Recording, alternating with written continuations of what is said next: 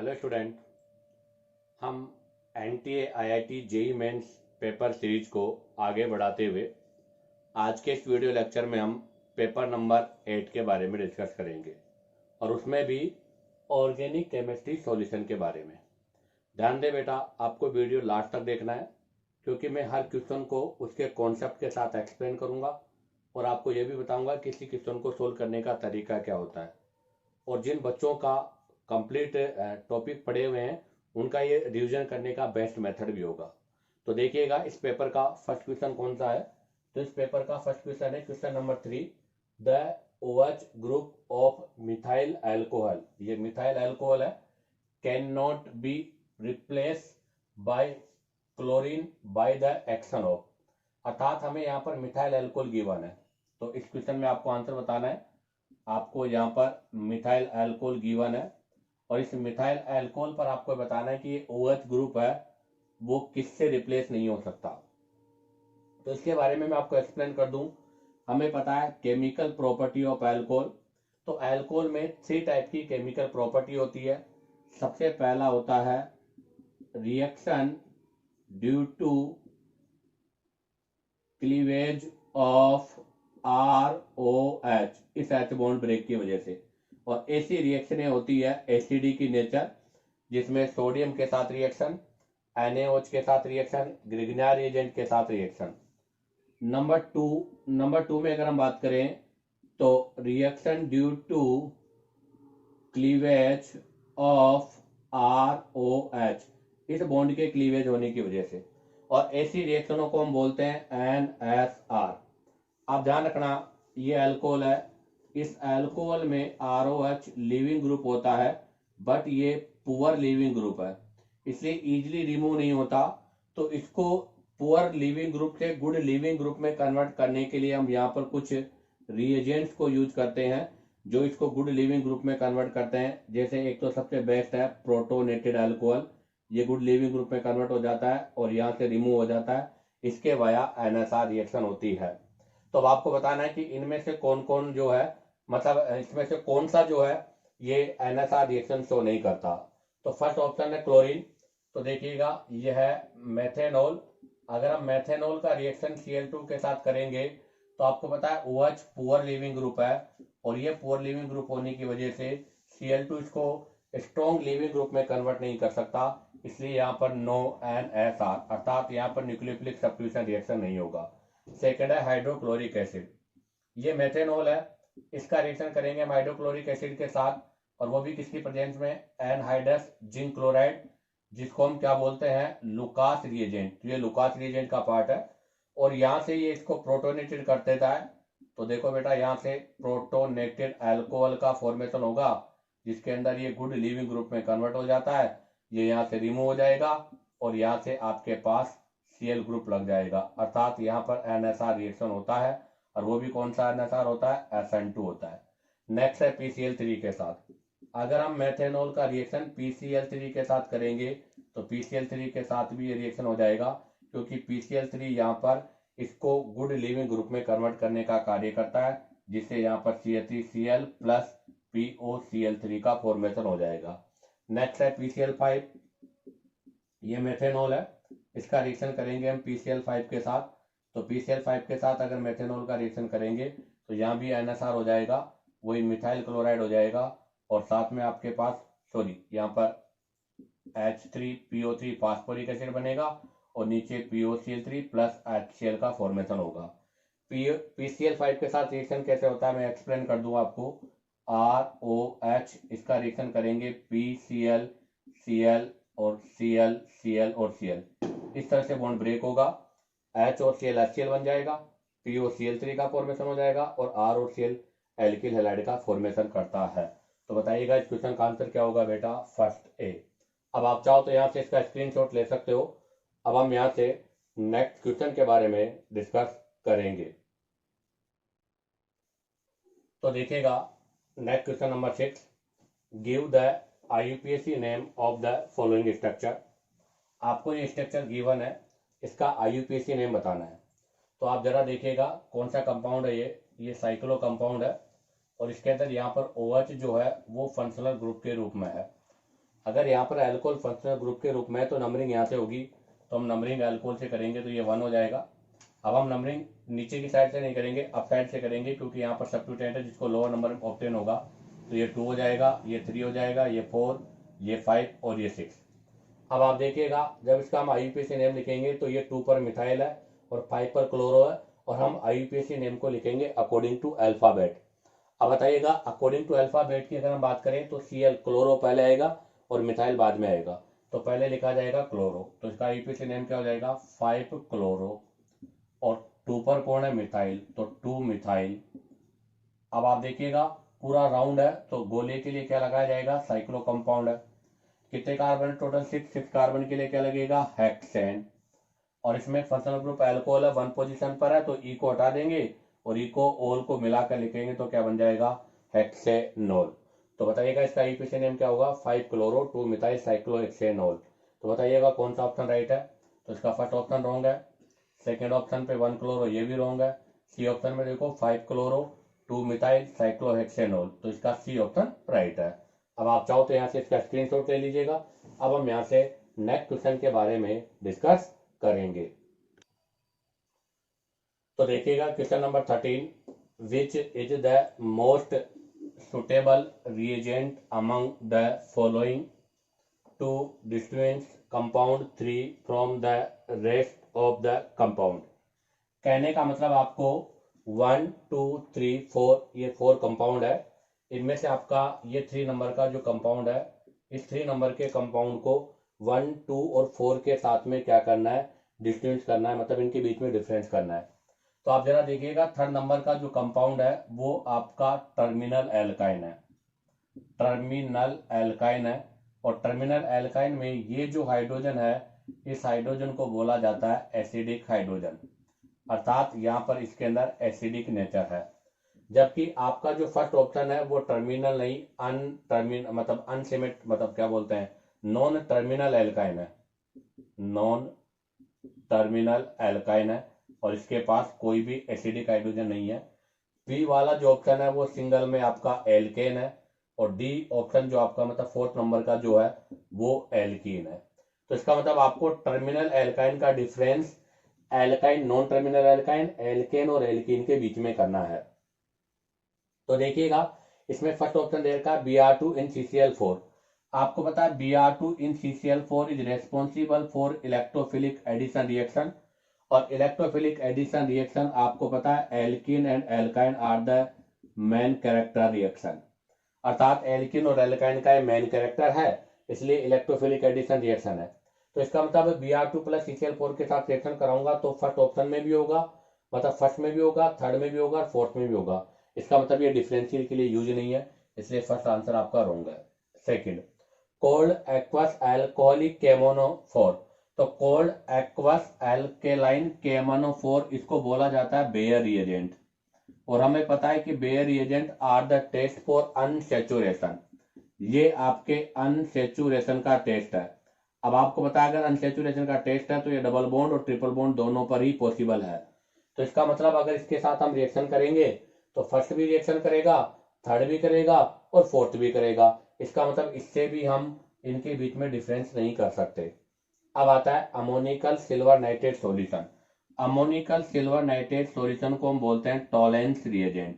तो ये आपका टॉलेंस रिएजेंट है, और टॉलेंस रिएजेंट जो होता है ये आपके या तो एल्डिहाइड, अगर एल्डिहाइड नहीं हो तो फॉर्मिक एसिड, और अगर फॉर्मिक एसिड नहीं हो तो आपका टर्मिनल एल्काइन। किसमें, टर्मिनल एल्काइन, जिसके ऊपर एसिडिक हाइड्रोजन होता है उसके साथ रिएक्शन करता है। अब आप देखो थर्ड ऑप्शन जो है वो टर्मिनल एल्काइन है जिसमें एसिडिक हाइड्रोजन है, बट फर्स्ट में टर्मिनल एल्काइन नहीं है, तो थर्ड रिएक्शन करेगा तो फर्स्ट नहीं करेगा, फोर्थ भी नहीं करेगा और आपका सेकंड भी नहीं करेगा। तो इसका मतलब टर्मिनल एल्काइन को नॉन टर्मिनल एल्काइन, एल्केन और एल्कीन में डिफरेंस करने के लिए हम अमोनिकल सिल्वर नाइट्रेट को यूज करते हैं।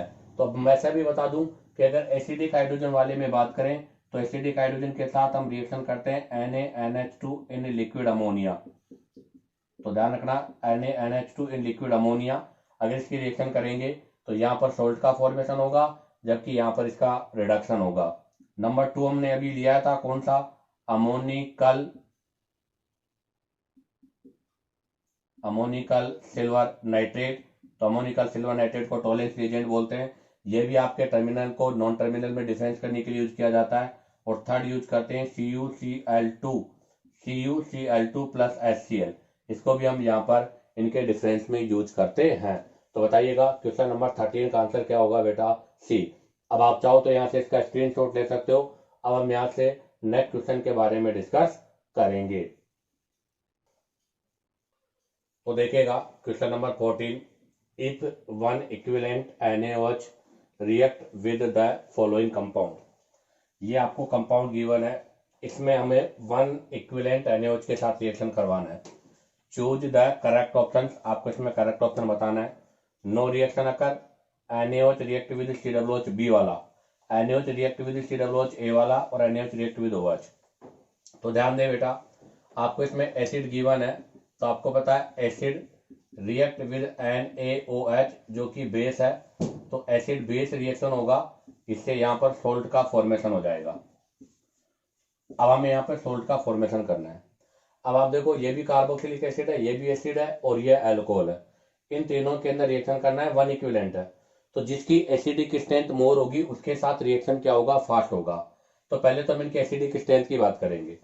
तो we know that carboxylic acid is more acidic than alcohol. ध्यान रखना, कार्बोक्सिलिक एसिड की एसिडिक स्ट्रेंथ अल्कोहल से हमेशा मोर होती है। उसका रीजन यह है क्योंकि कार्बोक्सिलिक एसिड में जो कॉन्जुगेटेड बेस बनता है वो रेजोनेंस स्टेबलाइज होता है, इसमें रेजोनेंस होता है, जबकि अल्कोहल से जो कॉन्जुगेटेड बेस बनता है अल्कोक्साइड आयन, उसमें रेजोनेंस नहीं होता।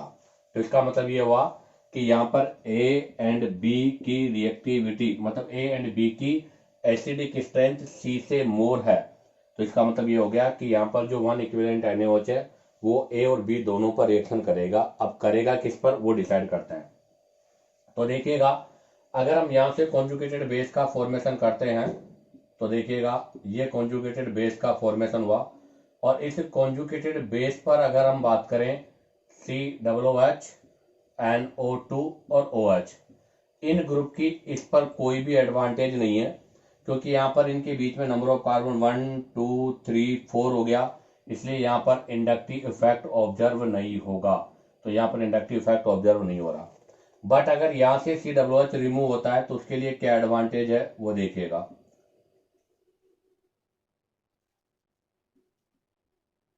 ये मैंने COOH ग्रुप हटाया, यहाँ पर NO2 भी है और OH भी है।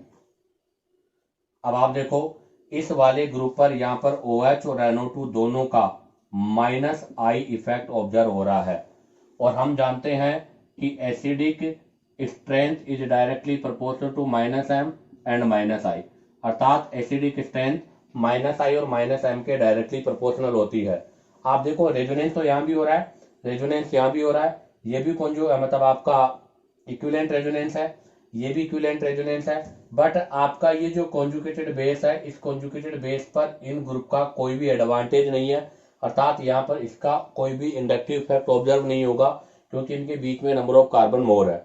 जबकि आप जरा देखो, ये जो कॉन्जुगेटेड बेस बना है आपका ये कार्बोक्सिलेट आयन, इस कार्बोक्सिलेट आयन पर यहाँ पर जो OH है और NO2 है, इन दोनों का -I इफेक्ट ऑब्जर्व हो रहा है। इसके वाया यहाँ पर नेगेटिव चार्ज डिक्रीज होगा, अर्थात हम बोलेंगे ये मोर स्टेबल कॉन्जुगेटेड बेस है। अब बताओ, अगर ये मोर स्टेबल कॉन्जुगेटेड बेस है तो आपको पता है ये हाईली क्या होगा, एसिडिक भी होगा। तो ये हाईली एसिडिक है। तो बताओ, अगर ये हाईली एसिडिक है तो NaOH का 1 मोल किसके साथ रिएक्शन करेगा, COOH, वो भी कौन सा वाला, B वाला। तो अगर मैं रिएक्टिविटी की बात करूं तो सबसे पहले रिएक्शन होगा B पर, फिर होगा A पर, और सबके लास्ट में होगा C पर। तो अगर 1 इक्विवेलेंट यूज करेंगे तो B पर रिएक्शन करेगा, 2 इक्विवेलेंट यूज करेंगे तो A पे रिएक्शन करेगा, A और B दोनों पे करेगा, और अगर 3 इक्विवेलेंट यूज करेंगे तो B, A और C सभी पर यूज करेगा। अभी इसने क्वेश्चन में 1 इक्विवेलेंट लिया है, तो बताओ इस क्वेश्चन का आंसर क्या होगा। No reaction occur, wrong. NaOH react with COOH B, right, क्योंकि B वाले COOH की एसिडिक स्ट्रेंथ A वाले के कंपेयर में मोर है। तो इस क्वेश्चन का आंसर होगा B। अब आप चाहो तो यहाँ से इसका स्क्रीनशॉट ले सकते हो। अब हम यहाँ से नेक्स्ट क्वेश्चन के बारे में डिस्कस करेंगे। तो देखिएगा next question number 16, which of the following is a thermoplastic. आपको बताना है कि इनमें से कौन सा थर्मोप्लास्टिक है, डेक्रोन, नायलॉन, पॉलीथीन और ऑल ऑफ दीज। तो देखिएगा ये आपकी पॉलीमर से है, और पॉलीमर के अंदर हम इसके क्लासिफिकेशन की बात करें तो अकॉर्डिंग टू मोलिकुलर फोर्स, अगर हम बात करें अकॉर्डिंग टू मोलिकुलर फोर्स तो इसको हम 4 टाइप से क्लासीफाई करते हैं। सबसे फर्स्ट आपका इलास्टोमर्स है, और इलास्टोमर्स में आपके जितने भी रबर हैं वो सारे काउंट होंगे, और इनमें पाए जाने वाला जो मोलिकुलर फोर्स है वो सबसे वीकेस्ट है, सबसे वीकेस्ट होता है। सेकेंड अगर हम बात करें तो सेकेंड आपका आता है फाइबर्स। इसके अंदर आपके जितने भी फाइबर्स हैं वो सारे आएंगे, जिसमें नायलॉन है, डेक्रोन है, ये इसके अंदर आते हैं। इसके अंदर जो मोलिकुलर जो फोर्स होता है वो इलास्टोमर से मोर, मतलब इलास्टोमर से तो ग्रेटर होता है। नेक्स्ट अगर थर्ड हम बात करें तो थर्ड में आपका आता है थर्मोप्लास्टिक, और इसके अंदर एक और आता है थर्मोसेटिंग। बोथ आर प्लास्टिक के, दोनों प्लास्टिक है, और इन्हीं के बारे में बात करना है। तो ध्यान रखना थर्मोप्लास्टिक और थर्मोसेटिंग में डिफरेंस ये होता है कि थर्मोप्लास्टिक रीमोल्ड होती है, अर्थात ये वो प्लास्टिक है जिसको हम गर्म करके, मतलब इसको अगर हम हीट करते हैं तो इसकी शेप चेंज हो जाती है, और इसको हम कूल करते हैं तो वो वापस में चेंज हो जाता है। बट थर्मोसेटिंग वो है जिनके अंदर हम एक बार अगर उसको हीट करके जिस शेप में कन्वर्ट कर देते हैं उसके बाद वो वापस न्यू शेप में कन्वर्ट नहीं होते, अर्थात ये आपके रीमोल्डेड नहीं होते। तो इनमें रीमोल्डेड नेचर नहीं होती, और ये बहुत हार्ड होते हैं। अगर हम इसमें बात करें तो इसमें एग्जाम्पल आपका सबसे कॉमन एग्जाम्पल है जो कि इसमें भी गिवन है, पॉलीथीन। सबसे कॉमन एग्जाम्पल है पॉलीथीन, पीवीसी इसी के पार्ट है। जबकि अगर थर्मोसेटिंग की हम बात करें तो थर्मोसेटिंग में आपका आता है एक तो बेकेलाइट और एक आता है आपका मेलामाइन। तो मेलामाइन और बेकेलाइट थर्मोसेटिंग प्लास्टिक का एग्जाम्पल्स है, और सबसे स्ट्रोंगर जो मोलिकुलर फोर्स होता है वो आपके थर्मोसेटिंग के अंदर ही होता है। तो बताइएगा इस क्वेश्चन का आंसर क्या होगा। तो उसने पूछा था which of the following is thermoplastic, तो डेक्रोन और नायलॉन दोनों तो फाइबर्स हैं, पॉलीथीन आपका थर्मोप्लास्टिक है, तो इस क्वेश्चन का आंसर होगा पॉलीथीन। अब देखिएगा next question number 19। Question number 19 है कि what is the relationship between structure below, अर्थात आपको ये स्ट्रक्चर गिवन है, बोथ इन दोनों स्ट्रक्चर्स के बीच में बताना है क्या रिलेशनशिप है। स्ट्रक्चरल आइसोमर्स है, डायस्टियोमर्स है, एनियोमर्स है, या सेम कंपाउंड है। तो देखो अगर ये स्ट्रक्चरल आइसोमर्स होते तो स्ट्रक्चरल आइसोमर्स तो होते हैं जिनके IUPAC नेम डिफरेंट हो। आप देखो इनके IUPAC नेम में कोई भी डिफरेंस नहीं है, इसलिए स्ट्रक्चरल आइसोमर्स तो नहीं होते। अब इनके बीच में रिलेशनशिप का पता करने के लिए डायस्टियोमर्स भी नहीं है, क्योंकि डायस्टियोमर्स के लिए भी ध्यान दे एट लिस्ट 2 क्रेल सेंटर होना पॉसिबल है, जबकि यहाँ पर ओनली 1 क्रेल सेंटर है। तो इसका मतलब या एनियोमर्स है या फिर ये सेम प्रोडक्ट है। इसका आइडेंटिफाई करने के लिए इनका हम नोमेनक्लेचर करते हैं RS कॉन्फ़िगरेशन से। तो देखो RS कॉन्फ़िगरेशन से सबसे पहले तो हम क्या करेंगे, इनमें इनकी प्रायोरिटी डिसाइड करेंगे अकॉर्डिंग टू एटॉमिक नंबर। तो आप जरा देखो फर्स्ट में Br सबसे 1 पर होगा, इथाइल नंबर 2 पर होगा, मिथाइल नंबर 3 पर होगा, और हाइड्रोजन नंबर 4 पर होगा। क्यों? क्योंकि Br का एटॉमिक नंबर सबसे ज्यादा है, उसके बाद इथाइल का है। अब हम वी गो फ्रॉम 1 to 2, हम 1 से 2 की ओर मूव करेंगे अगर क्लॉकवाइज और एंटी क्लॉकवाइज डायरेक्शन का ध्यान देंगे। तो अब देखो हम 1 से 2 की ओर जा रहे हैं, तो बताओ अगर ऐसे जाते हैं तो क्लॉकवाइज, और ऐसे जा रहे हैं तो ये क्या हो गया, एंटी क्लॉकवाइज डायरेक्शन हो गई।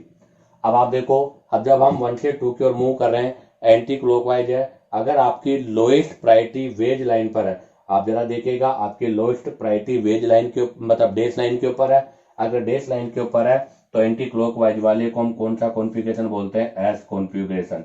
तो ये आपका एस कॉन्फ़िगरेशन हो गया। अब देखिएगा सेकंड में भी हम सबसे पहले इनकी प्रायोरिटी डिसाइड करेंगे, तो Br फर्स्ट हो जाएगा, इथाइल नंबर 2 हो जाएगा, मिथाइल नंबर 3 हो जाएगा, और हाइड्रोजन नंबर 4 हो जाएगा। आपकी लोएस्ट प्रायोरिटी अभी भी आपके जो है डेस लाइन पर है। अब हम वही 1 से 2 की ओर मूव करेंगे, हम 1 से 2 की ओर मूव कर रहे हैं, अब की बार 1 से 2 की ओर मूव हम क्लॉकवाइज डायरेक्शन में कर रहे हैं। अगर क्लॉकवाइज डायरेक्शन में कर रहे हैं तो ये कौन सा हो जाएगा, R। अब आप देखो एक एस कॉन्फ़िगरेशन है एक R कॉन्फ़िगरेशन है, तो इसका मतलब both are mirror image to each other, ये दोनों एक दूसरे के मिरर इमेज हैं।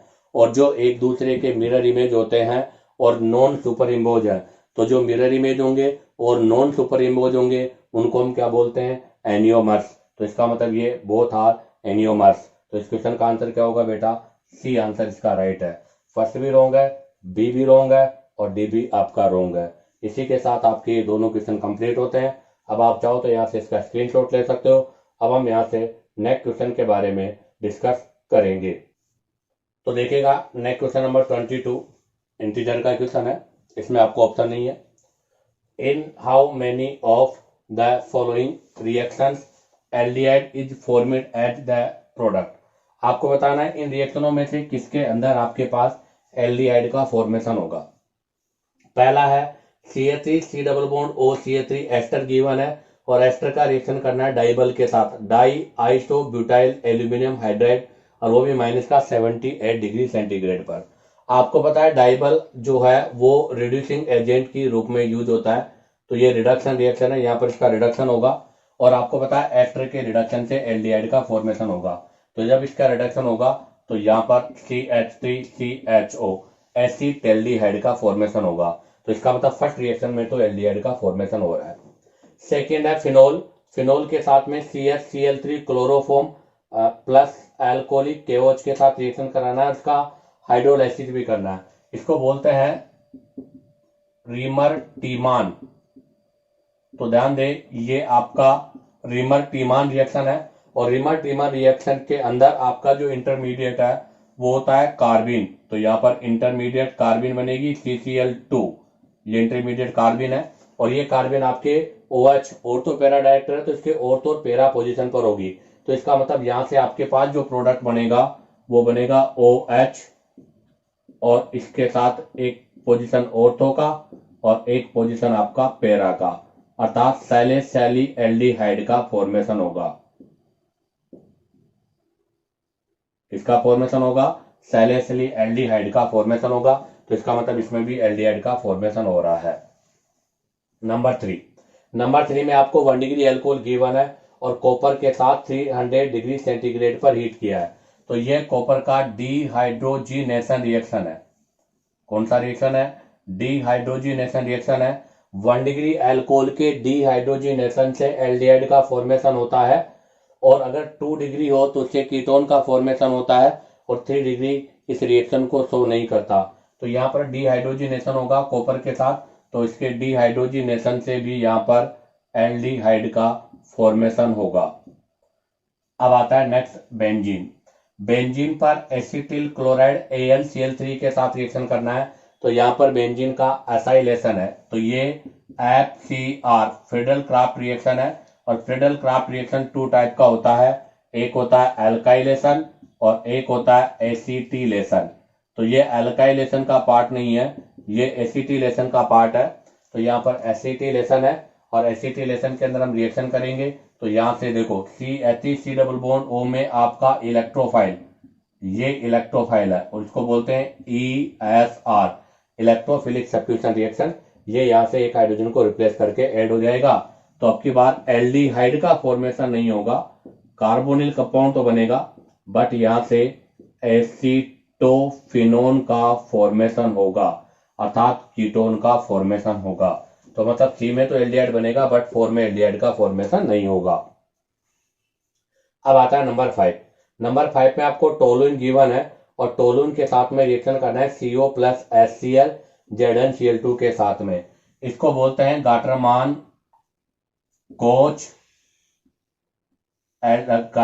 Coach reaction.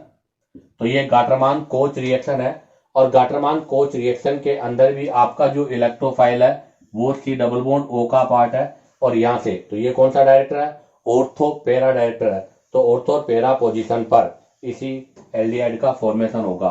तो यहाँ से टोलुइन के साथ जब रिएक्शन होगा तो ऑर्थो पर भी CHO लग जाएगा और इसकी पैरा पोजीशन जो है उस पर भी CHO ऐड हो जाएगा, अर्थात यहाँ पर भी एल्डिहाइड का फॉर्मेशन हो रहा है।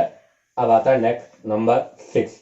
नंबर 6 में आपको एस्टर गिवन है और एस्टर का रिएक्शन करना है AlCl3 प्लस CH2 के साथ। AlCl3 प्लस CH2 के साथ रिएक्शन करेंगे तो इसको बोलते हैं फ्रिस रीअरेंजमेंट।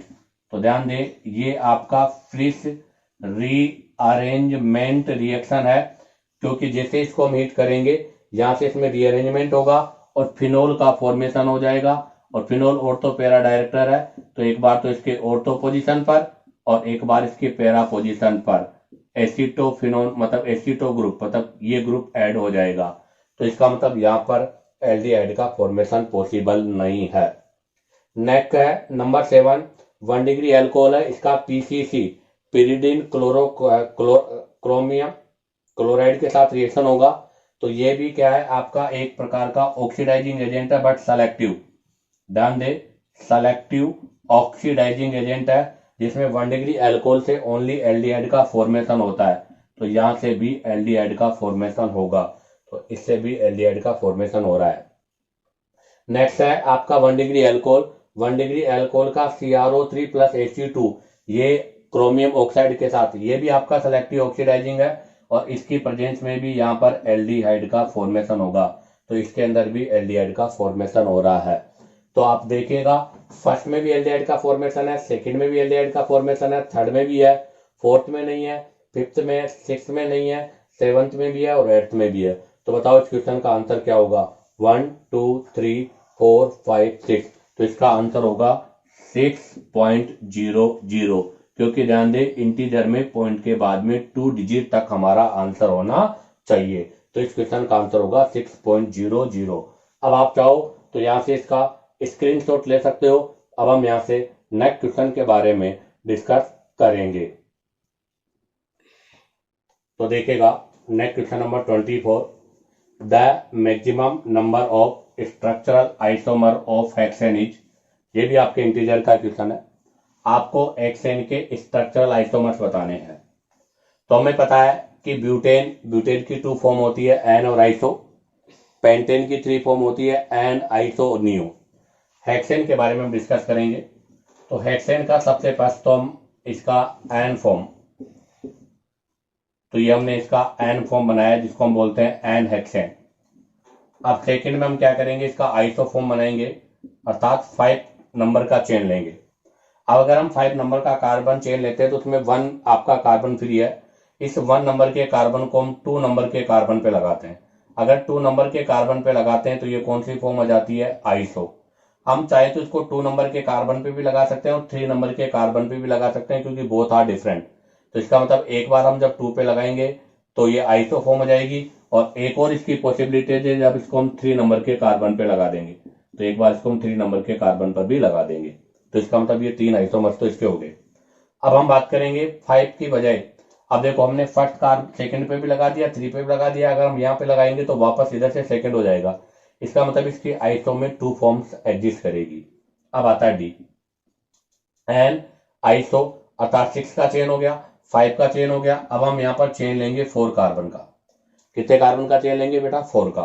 अब 4 कार्बन का चेन अगर हम लेते हैं तो यहाँ से कितने कार्बन आपके रिमेन है? 2 कार्बन। अब जो आपके पास 2 कार्बन है उन दोनों कार्बन को हम सेम कार्बन पे रखते हैं। मैंने दोनों कार्बन को सेम कार्बन पे रखा, और जैसे सेम कार्बन पे रखा ये कौन सी फॉर्म हो गई? नियो फॉर्म हो गई। अब आप देखो, अभी हमने बोथ कार्बन को सेम कार्बन पे रखा है। अब हम दोनों इन कार्बन को डिफरेंट कार्बन पर भी कंटेन कर सकते हैं, तो इससे एक और फॉर्म आपके पास ऑब्टेन हो जाएगी। तो 4 कार्बन के चेन में एक फॉर्म ये भी आपकी ऑब्टेन हो जाएगी, जिसमें आपके बोथ मिथाइल डिफरेंट कार्बन पर है। तो ये फॉर्म आपकी नियो है, बट ये नियो फॉर्म नहीं है। इस प्रकार आप देखिएगा हेक्सेन के टोटल कितने स्ट्रक्चरल आइसोमर्स का फॉर्मेशन होगा? 1 2 3 4 5। तो बताइएगा इस क्वेश्चन का आंसर क्या होगा? 5.00। इसी के साथ आपका बेटा NTA IIT paper number 8 organic chemistry solution complete होता है। उम्मीद करता हूं कि आपको वीडियो पसंद आया होगा। अगर आपको वीडियो पसंद आया हो तो लाइक, सब्सक्राइब और शेयर करो, ताकि आपके पास न्यू नोटिफिकेशन मिलता रहे।